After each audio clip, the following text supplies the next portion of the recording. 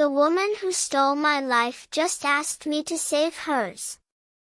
I stared at the email, the cursor blinking beneath Vanessa's desperate greeting like it was taunting me. "Hi Claire, I hope you're well." That alone made me laugh, an ugly sound, sharp and hollow in my quiet condo overlooking the bay. She hoped I was well. After 15 years of silence? After gutting me like a trout and serving my dreams on a silver platter to herself? I leaned back in my chair, the leather groaning beneath me, and read it again, slower this time, savoring it. The winery's failing. Sales plummeting. Investors nervous. Dead up to their mascara-caked eyelashes. Could we talk? I think only you can help. It was like being handed a match and told the house was dry as tinder. I hadn't set foot on that vineyard since the day our mother handed Vanessa the keys. "You're too emotional, Claire," she'd said with that brittle smile. "Vanessa's better suited for the business." I was the one who worked every harvest. I built the distribution pipeline from scratch. I created the goddamn label design. Vanessa flounced into board meetings with a glass of rose and perfect hair, and they chose her. So I left. I built my own empire, luxury hospitality, international partnerships, 5-star tastings in Napa and Santorini. I made more money than they ever dreamed of. But I never stopped watching. Quietly. Carefully. And now? Now the Golden Girl's crown had cracked. My hand hovered over my mouse. Clicked open the attachments. Financials in chaos. Vendor disputes. A failed expansion to Oregon that bled cash. One investor threatening litigation. Oh, Vanessa. I could almost see her pacing her glass-walled office, perfectly manicured fingers shaking as she texted someone who wouldn't reply. I pictured the panic behind her eyes. The fear crawling up her spine. The humiliation, barely suppressed in her wording. And I felt nothing. No. That's not true. I felt ready. This wasn't a plea for help. It was a confession of failure, and maybe even a reluctant acknowledgement that I was always the better half of this equation. But Vanessa didn't know what she'd just done. She hadn't invited her sister home. She had invited a reckoning. I clicked reply. Let's talk. I'll fly in next week. Claire. Not dear. Not with love. Just the facts. Just enough rope for her to hang herself. I closed the email, exhaled through my nose, and reached for the glass of Barolo on my desk. 2010, one of my favorites. Bold, sharp, complex. Just like me. I swirled it slowly. To legacy, I whispered to the wine. Then I drank. And began to plan. I smelled the rot before I saw it. The vineyard looked the same at a distance, rows of sun-drenched vines stretching like green ribbons across the hills, but beneath the glossy surface, something festered. The grapes hung heavy, too heavy, overgrown and uneven. I spotted the signs only someone raised among these vines would notice. Neglect. Desperation masquerading as abundance. My stilettos clicked against the cracked stone path as I approached the tasting room. Still grand on the outside, arched doorways, wrought iron lanterns, but the paint flaked if you looked too closely. Like Vanessa, the place had aged poorly beneath its glamour. I stepped through the door and into the stale chill of a space that had once hummed with elegance. The air smelled faintly of cork and desperation. Claire. The voice belonged to James, the vineyard manager I'd trained myself back when I still believed in family. His smile faltered, eyes flickering from recognition to caution. Like he wasn't sure if I was friend or foe. Good. James, I said smoothly, my smile slicing through the space between us. Still here? Yeah, his voice trailed off. We all are. The bitterness in his tone was unmistakable. Loyalty ran deep in places like this, but so did resentment when loyalty got you nowhere. Footsteps echoed behind me. Claire. You're here. Vanessa's voice, all sugar and high notes, like she was hosting a dinner party instead of begging for a lifeline. I turned, letting her see me fully. Red tailored blazer. Gold cufflinks. Hair swept back, not a strand out of place. I wore power like perfume. She looked smaller than I remembered. Stress had carved shadows beneath her eyes, and her designer dress hung too loosely across her shoulders.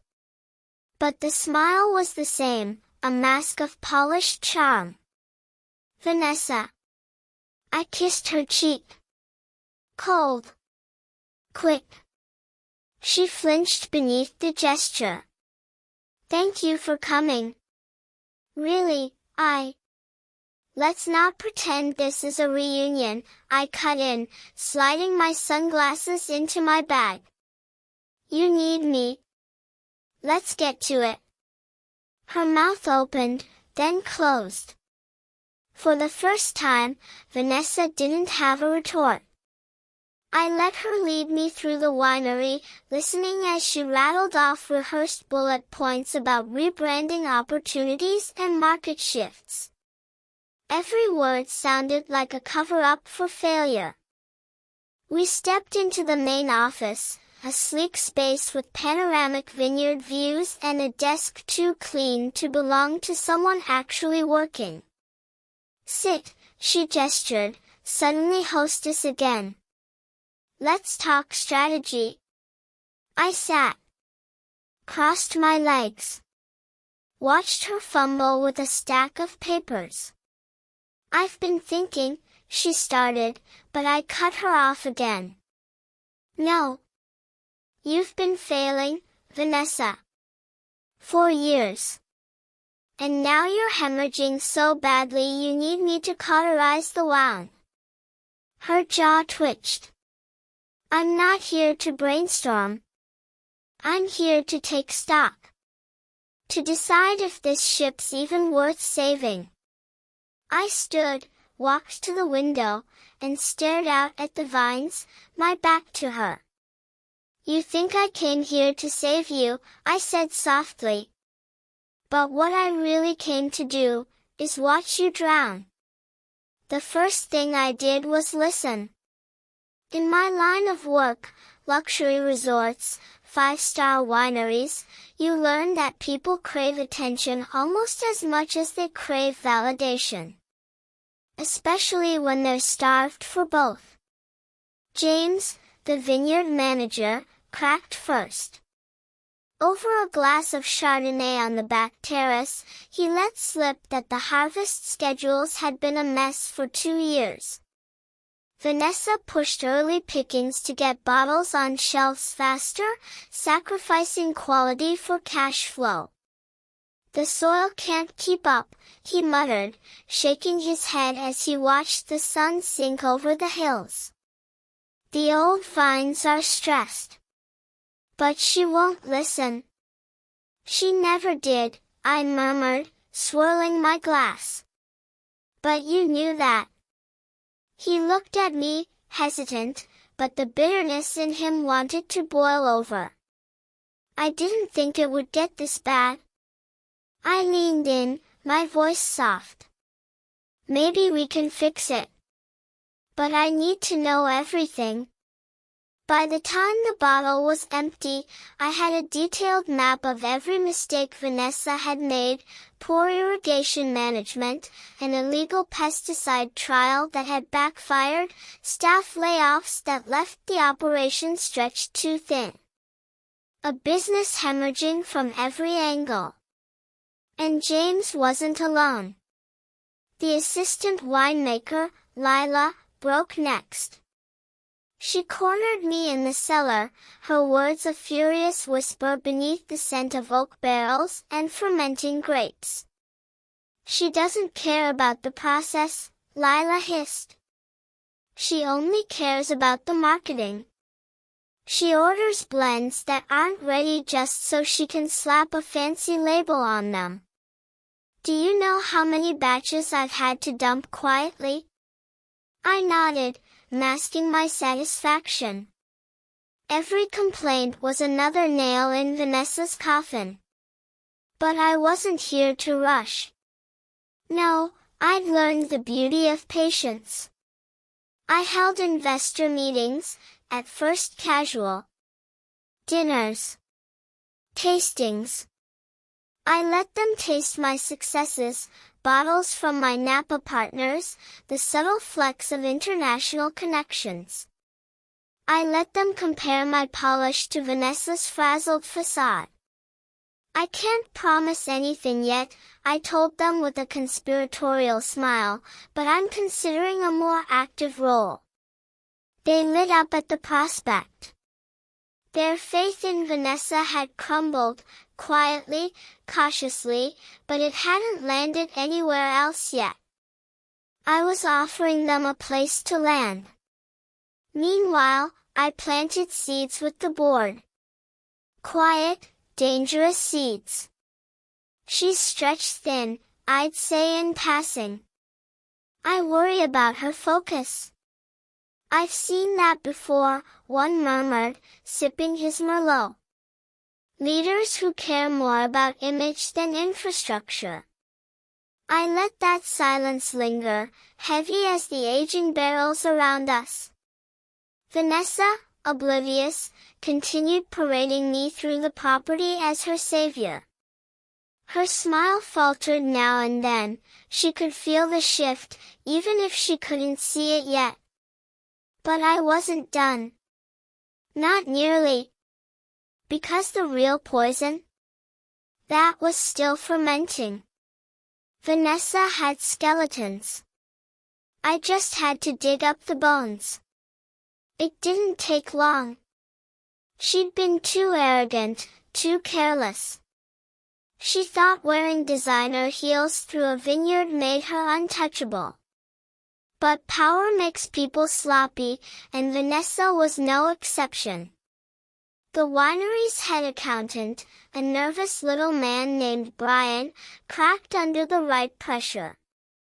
A quiet lunch in town, away from the vineyard's watchful eyes, and a gentle mention of his 3 kids, their expensive private schools, the rising cost of living. I'm just here to understand how bad it really is, I said, laying my hand lightly over the folder between us. If I'm going to help Vanessa, I need the truth. She's not telling me everything, is she? His eyes darted. He shifted in his seat, chewed his bottom lip. No, he admitted, voice low. She's not. And there it was. I bought another round of drinks, let him sweat a little before the details tumbled out. Vanessa had been borrowing against future harvests, mortgaging the vineyard's future to cover present mistakes. Loans hidden in shell accounts. Vendor invoices adjusted to keep the books looking clean. It was House of Cards accounting, one stiff breeze from collapse. But it got better. She used company funds, Brian whispered, glancing around, to pay off her personal debts. Credit cards. A designer boutique in San Francisco. Private retreats. He looked at me like he expected outrage, or at least shock. I smiled instead. Brian, I appreciate your honesty. I didn't threaten him. I didn't need to. People like Brian always fold when they feel the wind changing. Armed with the details, I began the quiet work of building my case. I kept the receipts, every falsified invoice, every diverted payment. But the piece de resistance? The affair. Vanessa's little fling with the head sommelier, Marcus, was more than a scandal, it was a powder keg. He was married. His wife? Amelia Blackwood, daughter of Henry Blackwood, the vineyard's second largest investor. I knew Amelia. We'd crossed paths at wine festivals, charity auctions. Polished, poised, with a sharp edge beneath her smile. She was the kind of woman who wouldn't air dirty laundry unless she had a reason. I gave her one. A manila envelope. Photos of Vanessa and Marcus tucked away in the barrel room. Late-night text transcripts. A letter, anonymous, suggesting she deserved the truth. I didn't need to sign it. The truth was its own signature. 2 days later, Marcus quit. No warning. Vanessa blamed him for the dismal wine sales at our next board meeting. Her voice cracked halfway through. The cracks were showing. In her tone. In her composure. But she still thought I was here to patch them. She had no idea. I wasn't patching. I was widening. Vanessa called it the Grand Harvest Gala. I called it the noose.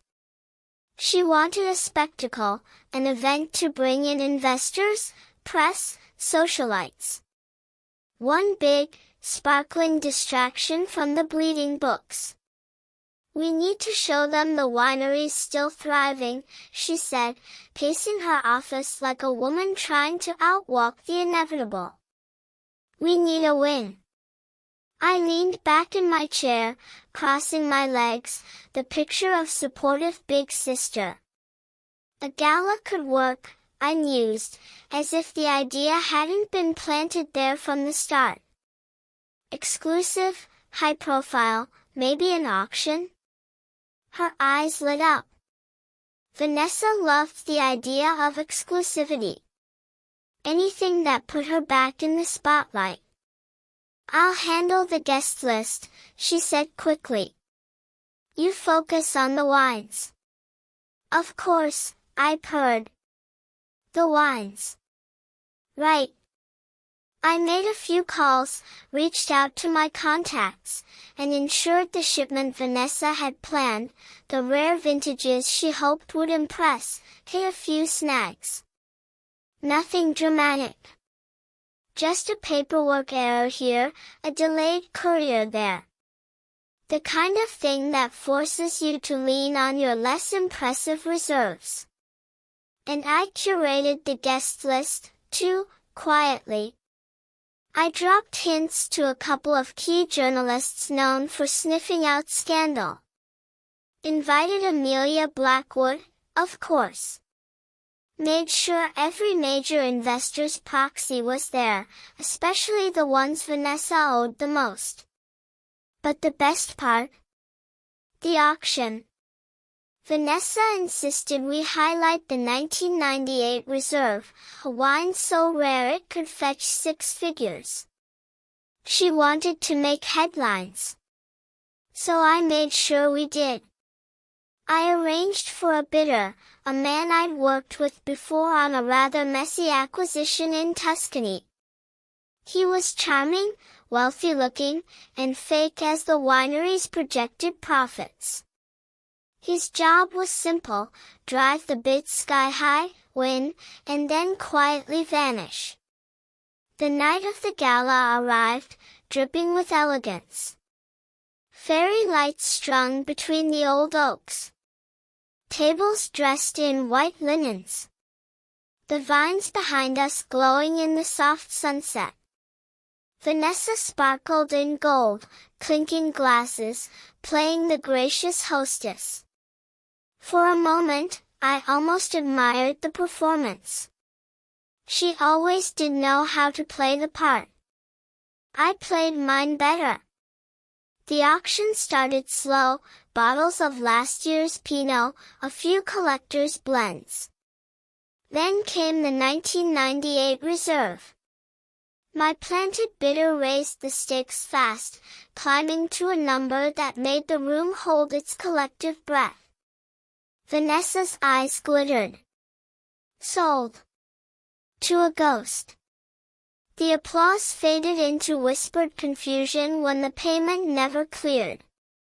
2 hours later, the bidder was nowhere to be found. Vanessa smiled too hard, covered the cracks with another glass of rose. I let her drown in the awkward silences that followed, let her sweat. The headlines the next morning were everything I wanted.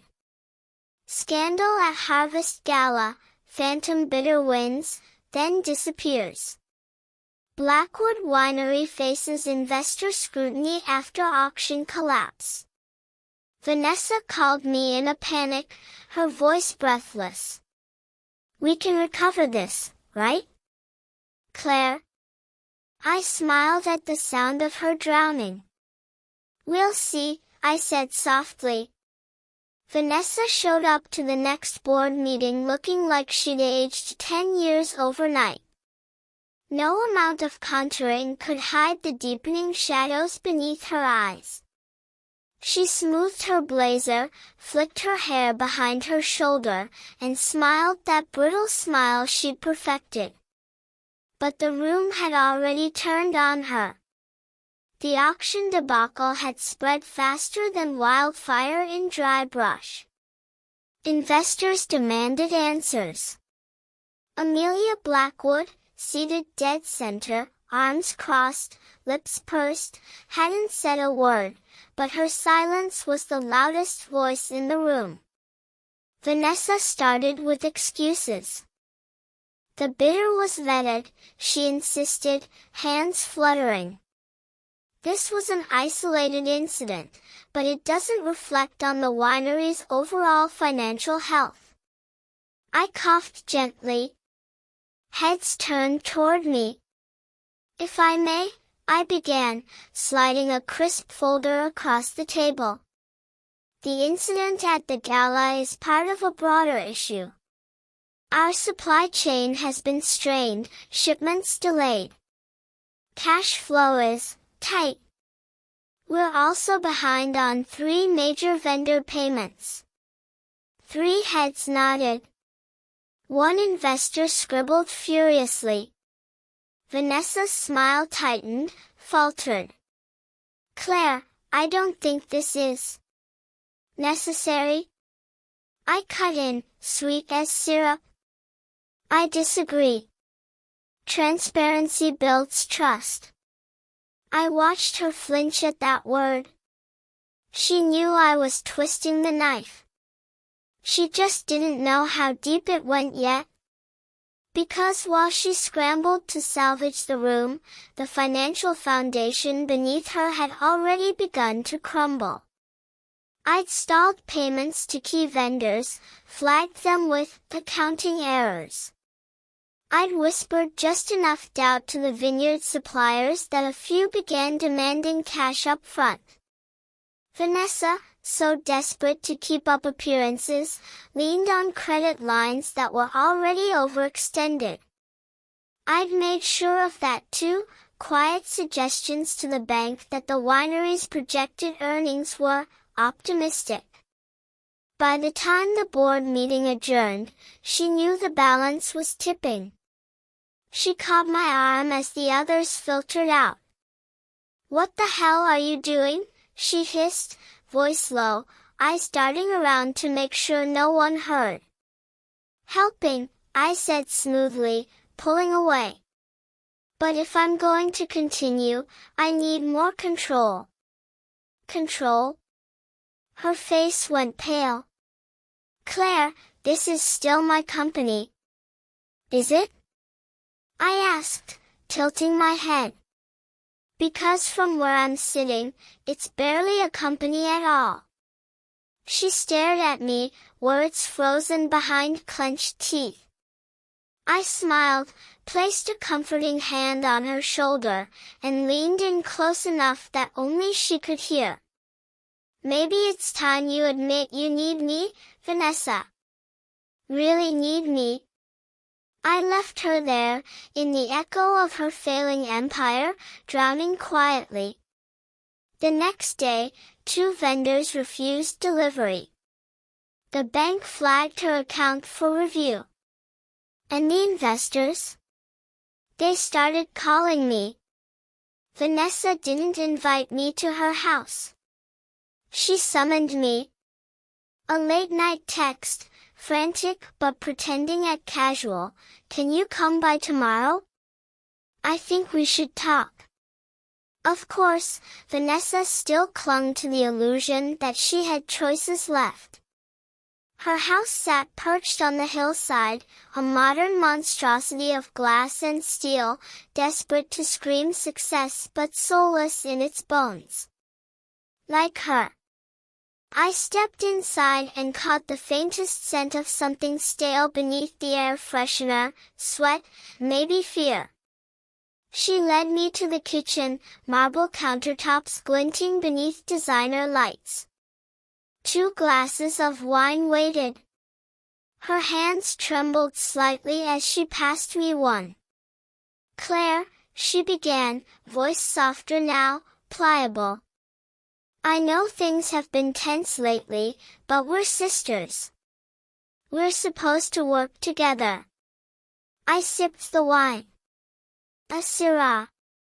Too young, tannins rough on the tongue. Vanessa's taste always outpaced her patience. "I want this to work," she said, leaning forward. "I need this to work. But the investors, they're getting nervous. We have to reassure them." I tilted my head, let the silence fill the space between us. "I think we should formalize your role," she continued, the words tasting like ash. "Give you more authority over the financials. Signatory access. Maybe a seat on the board." She watched me, hopeful. Like that crumb of power would be enough to sate me. I set the wine down. "No." Her smile cracked, the panic slipping through. "I want full control, Vanessa." The words hit the marble with a weight I could feel. She blinked. "What?" "You'll sign over the business. Completely. I'll take the debt. I'll take the assets. You walk away." She laughed, a brittle sound, breaking at the edges. "That's ridiculous.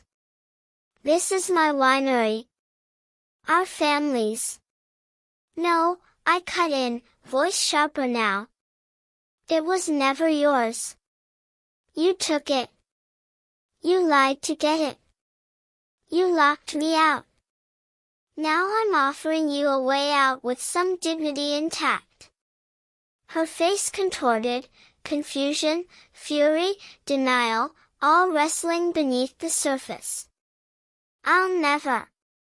"Then you'll drown," I said, rising. "Because the vendors won't deliver. The bank won't extend credit. The investors won't back you. And soon, the regulators will come.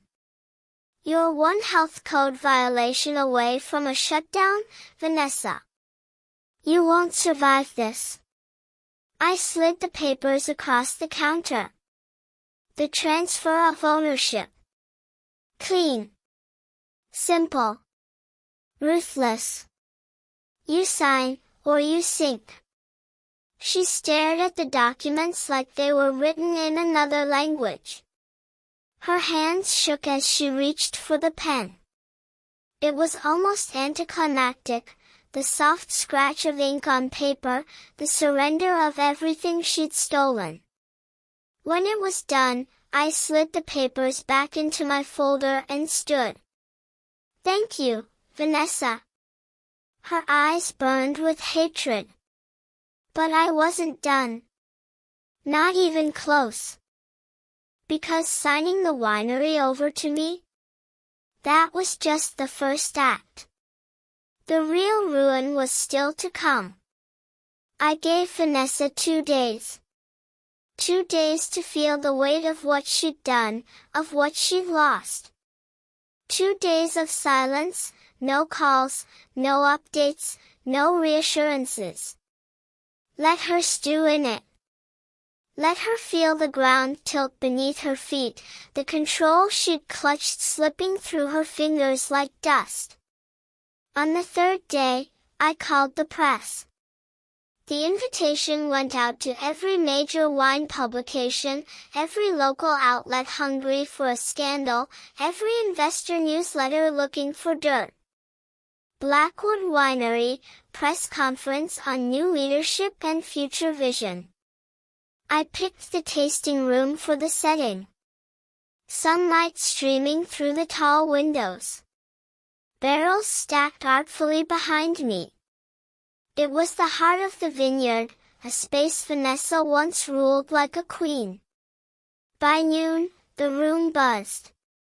Cameras clicked, reporters murmured, pens poised over notepads. Investors filled the front row, sharp-eyed and silent. Amelia Blackwood, front and center, arms crossed, gaze unwavering. Vanessa showed up late. Of course she did. She slid into a chair near the back, dressed in black like she was attending a funeral, hers. Her hair, unwashed. Her face, bare. The mask had cracked. I stepped to the podium. Thank you all for coming, I began, my voice calm, even. As you know, Blackwood Winery has undergone significant changes. I've recently assumed full ownership, and today I want to speak about what that means. Cameras flashed. Vanessa flinched. I smiled. First, transparency. I slid the first document onto the overhead projector. It glowed behind me, a vendor invoice, unpaid for 6 months. This is one of several debts accumulated under the previous management. More flashes. Pens scratched furiously. Next, compliance. Another document appeared, an email thread between Vanessa and the vineyard staff, discussing pesticide use outside regulation limits. I heard the gasps. Vanessa sank lower in her seat. And finally, I said, voice dropping just enough to make the room lean in, leadership integrity. The final image projected across the wall, photographs. Vanessa. Marcus. Their affair laid bare beneath the soft glow of barrel room lights. A reporter's pen clattered to the floor. This winery deserves better, I finished. Our investors, our employees, our community deserve better. Today marks a new chapter, one of honesty, accountability, and excellence. I stepped back, letting the silence swell, thick and suffocating. Questions exploded from the crowd, but I turned to Amelia Blackwood instead. Our eyes met. She gave the faintest nod, satisfaction laced with something deeper. Vanessa didn't move. She stayed in that chair, frozen, the walls closing in as the world watched her unravel. And I stood at the center of it all, steady, unflinching. This wasn't revenge. This was execution. I didn't hear from Vanessa for 3 days after the press conference. Not a text. Not a voicemail. Not a word. But I watched the fallout spread like wildfire. The headlines weren't kind. Blackwood Winery scandal, affairs, fraud, and a new regime. Vanessa Blackwood disgraced, sister takes control amid chaos. Every publication ripped into her like vultures on a carcass. Even the wine blogs, usually reserved for tasting notes and harvest festivals, couldn't resist. The fall of a local darling. A scandal too juicy to ignore. The investors moved fast. 3 lawsuits filed within 48 hours. Claims of misappropriated funds, breach of fiduciary duty. The bank froze her personal accounts. Amelia Blackwood made a public statement of deep disappointment in Vanessa's leadership, quietly pulling the Blackwood family investment from any future dealings with her. Then came the divorce. I knew before Vanessa did.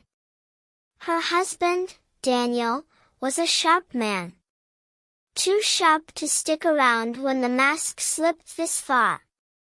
He filed for divorce on the grounds of infidelity and financial negligence. The kids, 2 teens who'd learned long ago to stay out of the crossfire, chose him. By the time Vanessa surfaced again, she was drowning. She showed up at my office unannounced, half the woman she'd been. Thin, hollow-eyed, dressed in yesterday's clothes. "You've ruined me," she said, voice flat. No fire left. Just ash. I leaned back in my chair, studying her like I might a wine I already knew I'd reject. "No, Vanessa," I said softly. "You ruined yourself." I just held up the mirror. Her lips trembled. "I have nothing left." I stood, circled the desk, and stopped in front of her. Close enough that she had to look up at me. Close enough that I could smell the desperation on her breath. "That's not true," I said, voice soft but cutting. "You still have your name." Her brows furrowed, the last spark of confusion flickering in those hollow eyes. But not for long. I dropped the final contract onto the desk between us. A non-compete agreement. Ironclad. She couldn't start another winery, couldn't consult, couldn't even taste for a vineyard in the region for 10 years.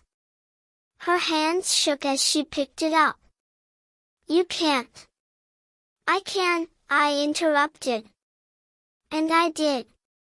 "You sign this, or I push for personal bankruptcy. I've got the investors lined up. You'll lose the house, the car, what's left of your accounts. You'll spend the next decade repaying lawsuits." Her mouth opened, then closed. "This way," I added, "you get to keep the house." And just enough pride to walk away quietly. I watched her crumble in real time, the realization that there were no more cards left to play. No more masks. Just the wreckage. Her signature wobbled on the paper, a last surrender. She stood without another word, slipping from my office like a shadow. I let the silence sit, heavy and final. Vanessa Blackwood was done. But me? I was just getting started. 6 months later, the vineyard looked different. Sharper. Leaner. The rows of vines stood pruned and orderly, their roots nourished by the care they'd lacked under Vanessa's rule. The staff walked taller, smiles genuine, their faith restored in leadership that valued more than appearances. The new sign went up on a clear spring morning. Claire Reeves Estate, bold letters etched into polished wood, hung beneath the old Blackwood arch. The family name scrubbed clean from the land. Vanessa's name? Gone from the wine labels. Gone from the tasting menus. Gone from the history of the place entirely. But not forgotten. I left a small plaque at the back of the tasting room, tucked behind the reserve rack where only the most curious would wander. In memory of those who let their legacy rot on the vine. My small reminder. The press came calling again, of course. Headlines shifted. Claire Reeves, the sister who saved a legacy. New era for the vineyard, scandal gives way to excellence. I smiled for the cameras. Answered questions about the future. I spoke about growth, sustainability, innovation. The things Vanessa parroted but never understood. Investors lined up to back me. Awards followed, the winery's rebirth toasted in glossy magazines. But my favorite victory wasn't in the tasting room. It came one cool evening, just after sunset, when I parked my car outside a strip mall 2 towns over. I'd heard through whispers where Vanessa landed. I spotted her through the dusty glass window of Vintage and Vine, a low-end wine shop tucked between a laundromat and a payday loan office. She stood behind the register, hair tied back, restocking shelves of discount blends. The woman who once poured $100 reserves for celebrities now rang up boxes of cheap Merlot for college kids. I didn't go inside. I just stood there, watching as she checked her watch, wiped down the counter, tucked stray hairs behind her ear.